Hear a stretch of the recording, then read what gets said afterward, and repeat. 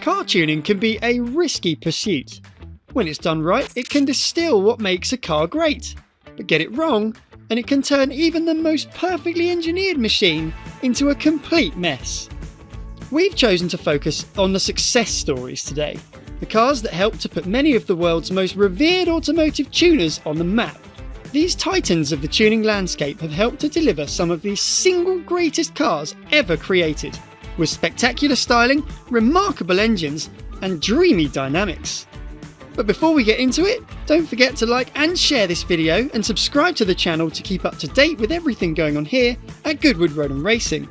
Now with that out of the way, let's get into our list of 10 flawless examples of the perfect tune job as we run down 10 of the greatest car tuners to ever pick up a spanner.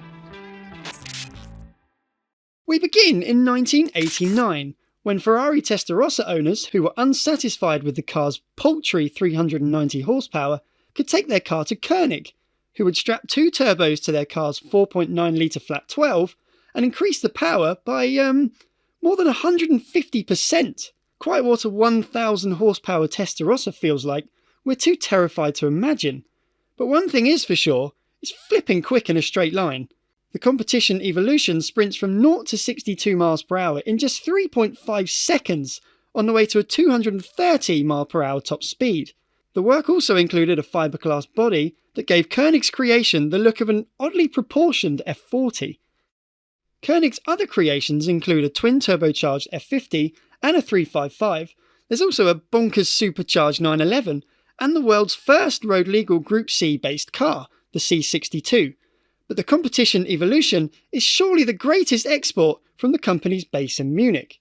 And if the performance of the standard model wasn't quite exciting enough for you, then alarmingly, Koenig produced an 800 horsepower convertible version, which we're fairly certain would test the bravery of anyone willing to get behind the wheel. See if you can spot the theme of today's video, as we move on from one utterly unhinged monster to another. The Yellowbird put Rough, a family-run firm that started life servicing Porsches, firmly on the map. And it's not hard to see why, because the list of facts and figures that accompany it are utterly astonishing. Rough's previous efforts, the Turbo 3.3, SCR 3.2 and BTR, had all delivered impressive performance, but none quite hit the heights of the Yellowbird.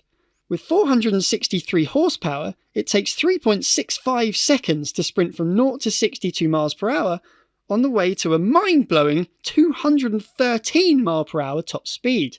These figures sound fast now, but remember, the Yellowbird went on sale in 1987. As a result, this relatively unassuming 911 made the likes of the Ferrari F40 and Lamborghini Countach, not to mention Porsche's own 959, look like lightweights. The Yellowbird wasn't designed to just go quickly in a straight line either. There's also plenty of video evidence that it could hold its own on the Nürburgring, albeit in the control of a driver with superhuman talent. What do you buy the Porsche lover who finds a rough-tuned 911 a little too shy and retiring? How about a Gemballa Avalanche? Restraint is not a quality the Avalanche suffers from, because it's based on a Porsche 930 Turbo. Only this 930 Turbo has a slant nose, Ferrari Testarossa style side strakes, and a rear spoiler that favoured wow factor more than downforce. The price wouldn't have been for the faint of heart either, because the Avalanche cost around £500,000 back in the 1980s. Even if you can't get on with the looks, the Avalanche is unlikely to disappoint when it comes to the driving department, because Gemballa did in fact enlist the help of Rough, who provided the turbocharged flat 6 and transmission and undertook several other dynamic upgrades. That is quite the collaboration. Gordon Murray and Cosworth might be flying the flag for high-revving, naturally aspirated motors in 2025, but there were a host of tuners in Japan doing the same thing some 30 years prior. And you didn't have to buy a limited-run hypercar to enjoy their efforts. Spoon Sports fitted its heavily revised B16B 4-cylinder to a run-of-the-mill Honda Civic, and the results were extraordinary. Of course, we here in the UK never got to experience the EK9 Type R. It was the first to share the wonders of high-revving VTEC with the world, but that also means we've never had a close look at the work carried out by Spoon. The idea was to harness and enhance the stock car's character by getting it to rev to more than 11,000 RPM, or about twice as quickly as any other hot hatch at the time. The work carried out on the engine was extensive. Not only was the top end rebuilt, but the block was also stiffened. Back in the day, Spoon Sports offered the whole lot as a kit that you could fit to your EK9. Anyone who didn't do this made a serious mistake. Much like Spoon's Civic, the Mines Nissan Skyline GTR would be relatively unknown if it were not for the Gran Turismo game franchise, which exposed us to a world of JDM goodness that we never knew existed. And they don't come much better than a Mines Nissan Skyline. The R34 is already firmly imprinted into motoring folklore, but with just 280 horsepower, thanks to that pesky gentleman's agreement to restrict power in Japan, it's not that quick by modern standards. This is not a problem that the Mines car suffers from. Thanks to significant upgrades, including larger turbos and new camshafts, this extra special Skyline GTR is good for 621 horsepower. Mines upgrades pretty much everything on the standard GTR, but its USP is the fact that you'd be hard pushed to tell them apart. Company founder Michiro Nakura wanted to enhance the Skyline's performance without altering its looks or reliability. Mission very much accomplished. The final of our Japanese trio is Top Secret's Toyota Supra, which is almost as famous for its maker, Kazuhiro Smokey Nagata, as it is for its looks and performance. Hailing from the unconventional ends of the tuner world, Smokey liked to test his cars to the extreme, both legally and illegally. He demonstrated the latter by taking a 1,000 horsepower Supra to 194 miles per hour on the A1 in the early hours of a cold, damp winter morning. Owing to mechanical issues, his arrest, and one night spent at Her Majesty's pleasure, Smokey never hit his 200 miles per hour Golden Grail, but the legend of Top Secret tuning was cast for good. While the Supra's 2JZ engine is famously unbreakable, the car shown here actually uses a V12 from the Toyota Century Saloon, only twin turbocharged to pump out 930 horsepower, meaning it's good for a top speed of 220 miles an hour, as Smokey discovered on Italy's Nardo test track. Now for a change of scene, as we head to the US for a bit of good old-fashioned muscular madness.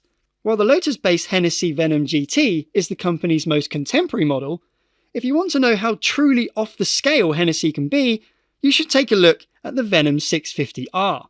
It's based on a Dodge Viper, a car famed for its 8-litre V10 truck engine, but Hennessey increased its capacity to 8.4 litres before rebuilding it with forged and titanium parts, new cams, and blueprinting the motor.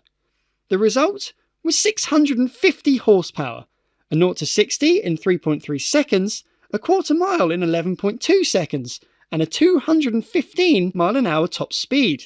Hennessey did more than just tune the engine.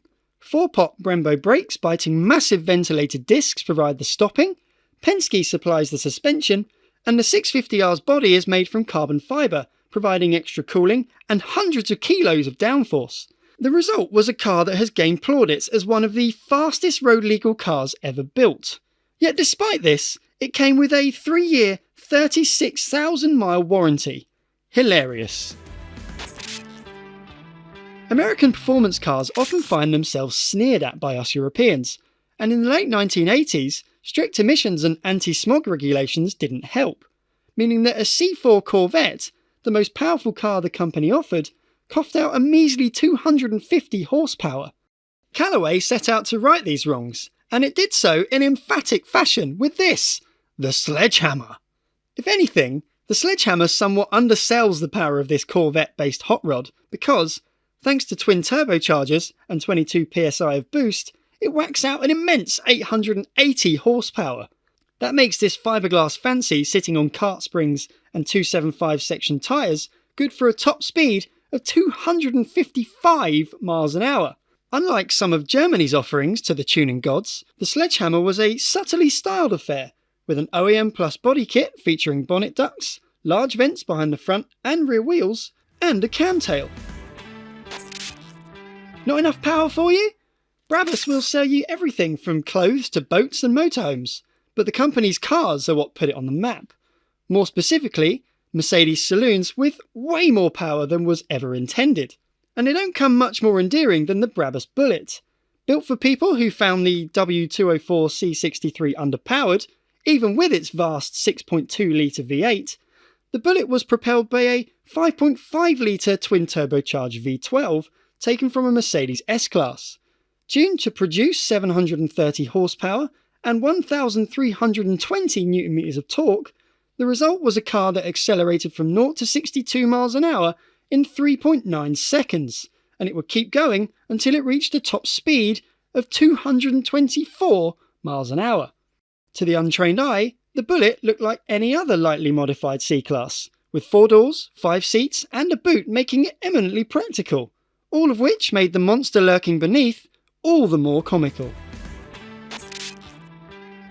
And finally, most people probably don't climb into a V10 Lamborghini Gallardo and think, too slow. But clearly most people aren't underground racing, who added a pair of turbos to bring power to a figure that was only really restricted by the contents of your wallet. The basic Stage 3 kit is comprehensive, covering everything from ceramic turbos and fuel to headwork, a custom short block, a new clutch, and tuning. That brings your Gallardo to 1,250 horsepower. You happy now? And it isn't just the performance that gets an upgrade. Fitting all the kit requires underground racing to revamp your Gallardo's rear end, putting all the mechanicals on show and leaving a car resembling a pursuit vehicle from Mad Max. So there you have it, that's our pick of the 10 greatest tuning titans. Did we miss anything? Let us know in the comments. But first, don't forget to like and share this video and subscribe to the channel to keep up to date with everything going on here at Goodwood Road and Racing.